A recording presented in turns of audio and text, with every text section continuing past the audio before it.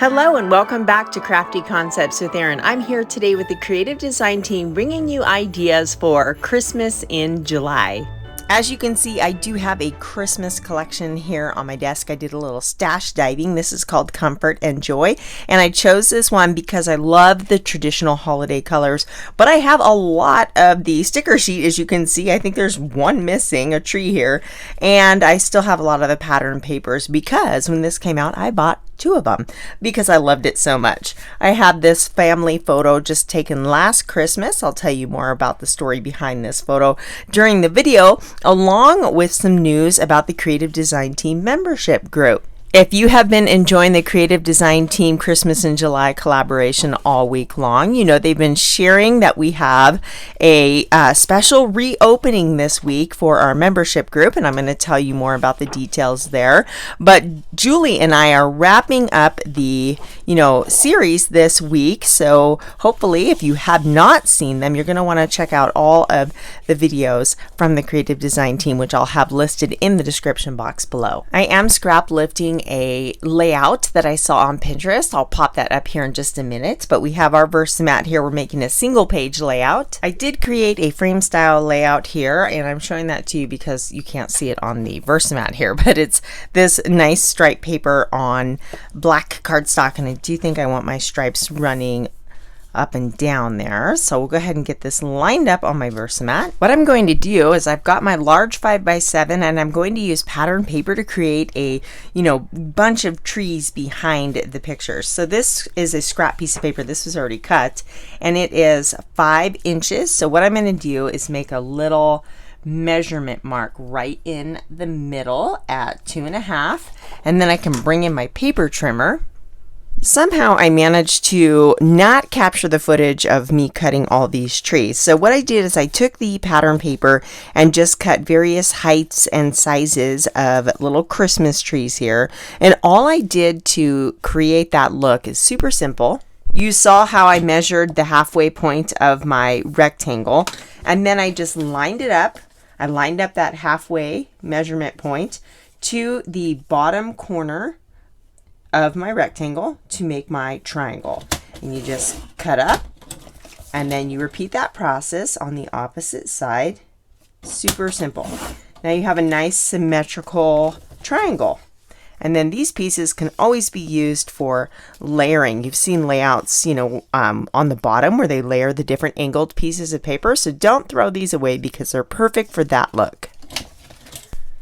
If you're a fellow YouTuber and discovered after the fact that you hit record when you didn't want to record and stop when you wanted to record, yeah, you guys feeling me? If that's happened to you, leave it in the comments below. So I'm going to pop up that inspiration layout I found on Pinterest. That is from the sweetshopcommunity.com, and you can see the direction I'm going to take these trees in. So what I'm going to do first is ink these up just to give them a little bit more definition against the background, especially this pattern paper that has white fading into the white background. That's just a thing of mine. I've got to ink up the edges. So while I do this really quick, I do want to tell you about the Creative Design Team membership group. As you know, if you follow the Creative Design Team, there are 8 different talented instructors, and in the private membership group, we teach technique-based classes. We do a deep dive, and each of us present a different angle on that same technique.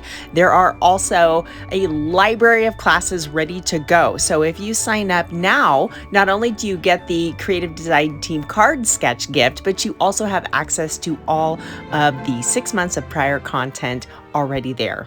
As a member, you are also eligible for discount pricing for our exclusive events, such as our ever popular 31 Days of Christmas cards coming up soon in October. It's so fun. Absolutely love doing that every single year. Last thing I want to mention is that this is a very limited window. It's just a Christmas in July Christmas present for you. So it's just open until the 17th, which is Sunday. So you're going to want to take advantage of that. And the link for all the information is in the description box below. Just click the little arrow or see more next to the title, and you can find that there. I'm dry fitting all my trees, and I'm thinking I want a little bit more green on the right-hand side, but we could probably introduce that color with the embellishments. So I think I'm liking this for now. And from the coordinating sticker sheet, I chose the word joy for my title. I'm going to layer it over the bottom here, and I do always remove the adhesive from the back of the stickers with my anti-static powder tool. This lets me move them around, and I can also pop them up on foam tape if I want, but I just like to see how the big picture looks before I commit. There's also these really pretty poinsettia flowers. I'm going to create a cluster in the lower left-hand corner and also one up here as shown in the inspiration layout. Just to stretch my supplies a little bit further, I did fussy cut some of the poinsettias. You can see this one has like a chopped off edge because it was cut from the end of that pattern paper. But when you tuck it up underneath another flower, you'll never know that half of it's missing. This is the Star Cluster Thin Cut die, and I have some gold glitter paper. And what I love about this is not only do you get the outside, which is great for slimline cards and other projects, but you get all the inside bits and pieces. Now, some of them are wonky because of the design, but again, if you slide those underneath something and layer them, you can still use those pieces. There's gold foiling in a lot of the stickers, so I wanted to introduce more gold. This is the pickup tool. This is a wax pencil. You guys, this makes my life so much easier. And all it is just like I said, a wax pencil. And when it starts to lose its tackiness, you just sharpen it and it's new again. And you get 2 to a pack, so they last for a long time. I'm just using it to pick up these little smaller stars to put on the top of my Christmas tree here. You can never have too much gold sparkle at Christmas, right? So I think that's probably good. I'm going to set these aside. And like I said, that is perfect for a slimline card, and I've used it on scrapbook layouts as well. So I'm just going to grab my Tombow liquid glue, and then again, using my wax pencil to pick those up, I can just put a dollop of glue and set those down into place. One more right up top here, and that looks great. This is our Buildable Tags Thin Cut set. I've grabbed almond cardstock and I'm going to use this tag here to cut a journaling tag. I do want to mention that that Buildable Tag set is about to retire, so if you guys love this one and it's on your list, you do have till the end of August to take advantage of that one. So I've cut my little tag and I'm going to grab a box here. This is one of the shipping boxes. You should always save it for a splatter box. I've got the Dina Wakley Gilt gloss spray. I always add this to my Christmas layouts and my fall layouts too. It has such a pretty gold color and it's just perfect. So I'm just tapping. I know it's hard to see on camera, but I'm just splattering this tag all over, tapping the little nozzle here. I'm going to add my journaling over the top, but that splatter is going to look really nice in the background. Can you see the sparkle, or the shine, I should say? So we're going to layer this right here, and then these are going to create just a really pretty floral spray on the top of the tag. I tied a little double bow. I did that off camera because it takes me forever to tie bows. I'm just not very quick at it. I do want to add more gold, and then this has all this gorgeous gold foiling, so I'm going to layer that behind my poinsettias here. And then this sticker says always believe. I thought that would look nice to add more red to the left-hand side here. I decided I wanted to ink up the edge of my tag here. I always keep my little black sponge dauber handy. I never take that one off because that seems to be my go-to color more so than any other color. So it's always just right within arm's reach. This photo was taken last Christmas, December of 21, and my husband and I had just dropped our boys off for their winter Christmas formal dance. If you've been following me for a while, you know my kids don't go to traditional school. My oldest is homeschooled. My youngest was homeschooled, but now goes to a private Christian school. So they don't have these big traditional winter formals or prom or whatnot. But the homeschool group gets together. They rent this barn for their dances, and it's beautiful. They host weddings at this barn, and they put it on themselves. And I'm so happy that these kids still get to have these experiences. And I think they're even better than what I had in high school. I'm going to add one tiny gold little glitter star to the little cluster down here. Perfect. That looks nice.